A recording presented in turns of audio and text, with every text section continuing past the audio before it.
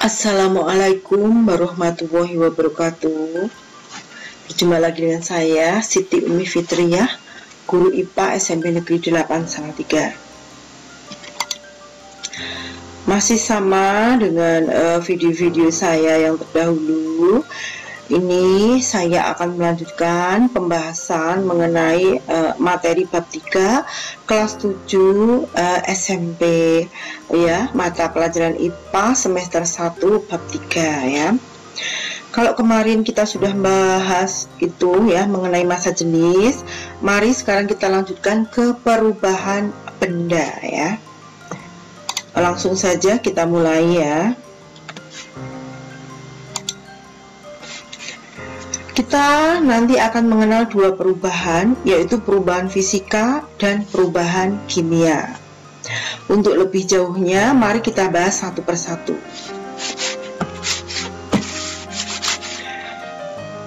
Untuk perubahan fisika, yaitu perubahan zat yang tidak disertai dengan terbentuknya zat baru ya. Jadi pada perubahan fisika itu tidak terbentuk zat baru. Nanti akan kita bahas lagi ke contohnya lebih dalam ya. Kemudian contoh perubahan fisika antara lain menguap ya, mengembun, mencair, membeku, menyuplin, melarut, serta perubahan bentuk ya. Ciri perubahan fisika itu yang pertama yaitu terjadi perubahan wujud. Contohnya air menguap menjadi gas, dari berbentuk cair menjadi gas ya. Kemudian yang kedua terjadi perubahan ukuran ya. Contoh batu dipecah menjadi kerikil ya. Ukurannya berubah jadi kecil-kecil.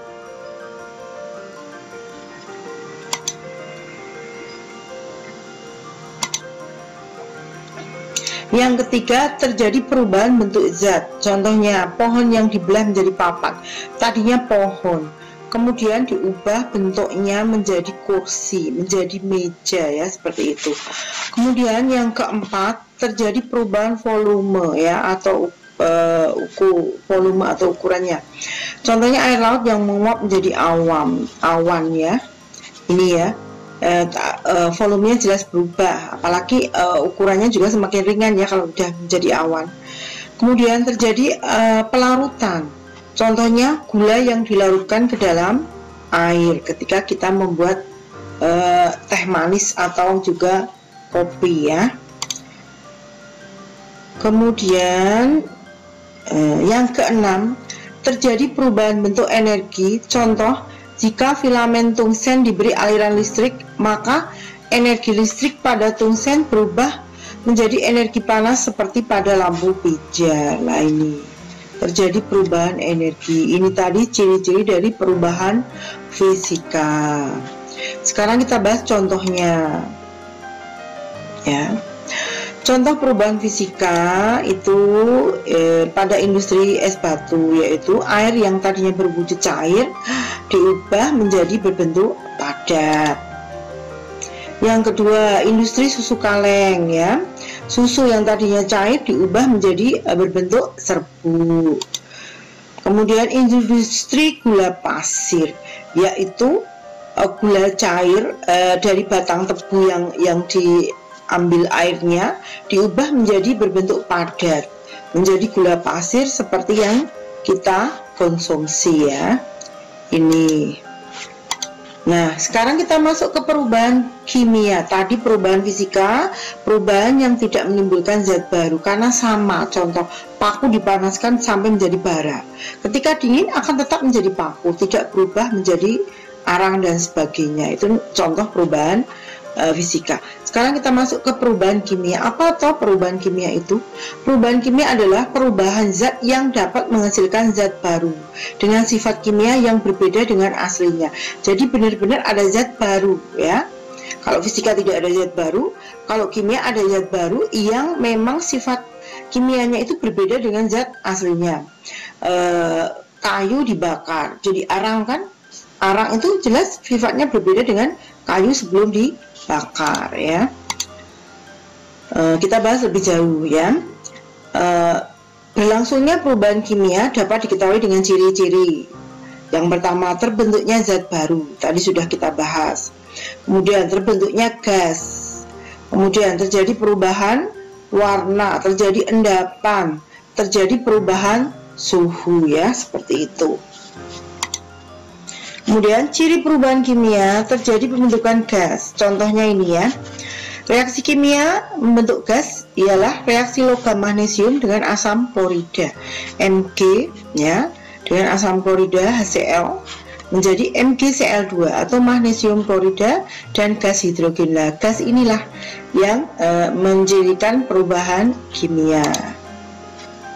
Nah, ini gambarnya.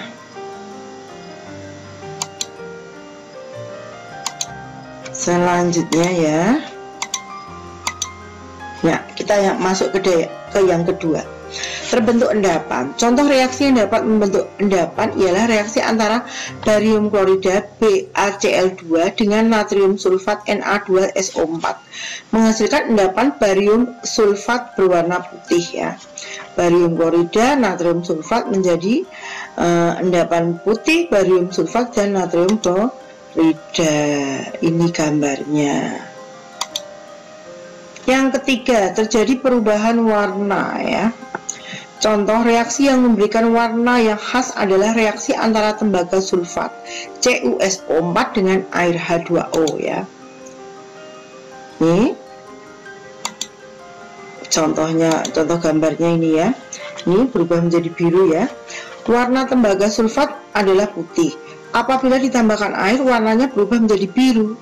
Warna biru tersebut adalah warna senyawa baru yang terbentuk, yaitu CuSO4 5H2O ya. Tadinya putih menjadi biru ya, seperti itu. Terjadi perubahan warna. Kemudian selanjutnya adalah salah satu bentuk energi yang sering menyertai reaksi kimia adalah adanya energi panas ya. Terjadi perubahan suhu, contohnya HCl dicampur dengan NaOH. Timbul panas dengan terbentuknya larutan NaCl atau garam dapur. Nah, sekarang kita bahas ke contoh perubahan kimia. Yang pertama yaitu pembakaran. Reaksi pembakaran adalah reaksi antara materi tertentu dengan oksigen atau biasa disebut dengan oksidasi ya. Dan oksigen di udara menghasilkan panas dan suatu nyala api yang dapat terbentuk. Nah, ini contohnya ya. Nyala api yang terbentuk. Kemudian yang kedua adalah pelapukan. Pelapukan kimia umumnya terjadi pada batuan karena batuan bereaksi dengan atmosfer bumi yang lembab. Proses pelapukan sangat dipengaruhi oleh perubahan suhu. Ya, tumbuhan, hewan, lumut dan jamur juga mengalami proses pelapukan. Nah, ini gambarnya ya. Kemudian yang ketiga adalah korosif atau karatan ya. Korosif merupakan peristiwa pembakaran perkaratan logam karena bereaksi dengan zat-zat sekitarnya. Contohnya yaitu dengan bereaksi dengan udara atau air. Contohnya adalah peristiwa perkaratan pada besi. Ini gambarnya. Nah, agar tidak berkarat biasanya dicap gitu ya. Yang keempat atau D itu adalah ketengikan makanan. Kita pernah kan menjumpai makanan yang sudah tengik, baunya sudah enggak enak ya, itu namanya ketengikan makanan ya. Ketengikan makanan merupakan reaksi bahan makanan yang mengandung lemak dengan oksigen. Nah, sering kita jumpai pada minyak ya dan sebagainya ya. Roti juga bisa ya. Minyak yang sudah tengik digunakan untuk masak akan menghasilkan makanan yang tidak enak dimakan ya. Bahkan akan menyebabkan penyakit. Nah, sekarang kita sudah mempelajari perubahan fisika, sudah mempelajari perubahan kimia. Sekarang apa atau perbedaannya? Mari kita bahas ya. Perubahan fisika, tidak terbentuk zat baru, tadi sudah dijelaskan ya. Bentuknya itu akan kembali seperti semula. Contohnya tadi adalah paku dibakar. Ketika membara, dingin akan menjadi paku lagi. Jadi tidak terbentuk zat baru. Berbeda dengan perubahan kimia, terbentuk zat baru ya. Singkong difermentasikan menjadi tape.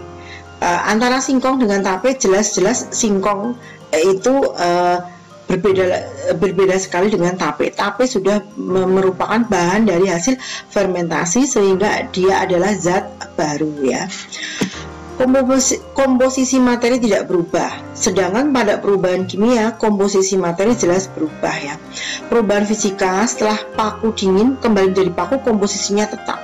Tetapi pada kimia nasi yang busuk, komposisi nasi busuk dengan nasi sebelum busuk jelas sekali berbeda ya. Kemudian perubahan fisika tidak terjadi perubahan warna, bau, rasa, dan tidak terbentuk endapan. Perubahan fisika itu paku yang sudah dipanaskan kembali dingin itu tidak ada warnanya, bau, rasa, terbentuknya endapan juga nggak ada. Tapi kalau perubahan kimia itu ditandai dengan gas, jelas ya, karena mengalami oksidasi oksigen, ada endapan, ada perubahan suhu, biasanya menjadi lebih panas ya. Ada perubahan warna, nasi yang tadinya putih ketika sudah menjadi mengalami perubahan kimia berwarna menjadi hitam ya. Kemudian baunya juga timbul bau, dan apalagi rasanya, pasti rasanya sudah tidak enak ya, seperti ini. Inilah perbedaan antara perubahan fisika dan kimia. Nah, sekarang contoh-contoh perubahan yang ada di alam ya. Contoh perubahan fisika, beras diubah menjadi tepung beras ya. Ketika beras diubah menjadi tepung beras, komposisinya masih sama, hanya perbedaan ukuran saja ya. Kemudian kayu diubah menjadi kursi, ini juga komposisinya sama. Yang tadinya kayu gelondongan digorok-gorok itu ya, digergaji, diubah menjadi meja kursi, hanya perubahan bentuk saja. Gula dilarutkan air, komposisinya juga sama, masih manis, larutannya juga sama ya. Bola lampu listrik menyala jelas, ketika dipadamkan akan padam, dinyalakan lagi, nah komposisinya juga sama ya.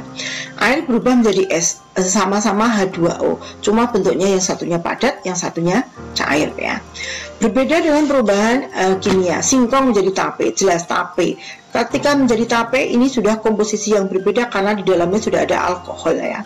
Pembakaran kayu menjadi arang, arang dengan kayu jelas beda sekali ya. Makanan berubah menjadi basi ya, tadi sudah saya contohkan nasi yang basi, yang tadinya tidak ada jamurnya menjadi ada jamurnya. Susu diubah menjadi keju, bentuknya pun berbeda, padatannya pun sudah berbeda. Susu yang tadinya cair, keju menjadi padat. Besi berkarat, tadinya mulus, kinclong, ketika mengalami oksidasi berikatan dengan oksigen itu akan menjadi karat ya, seperti itu. Aduh. Oh ya, ternyata untuk materi perubahan fisika dan perubahan kimia sudah saya paparkan semuanya, mulai dari pengertian, contoh, ciri-ciri yang menyertai perubahan baik fisika dan kimia ya. Tolong siswaku dimanapun kalian berada, tolong dipahami ya. Nanti kalau memang tidak jelas bisa japri ibu ya. Untuk sementara demikian dulu paparan materi dari saya. Mohon maaf jika apa yang saya paparkan kurang berkenan.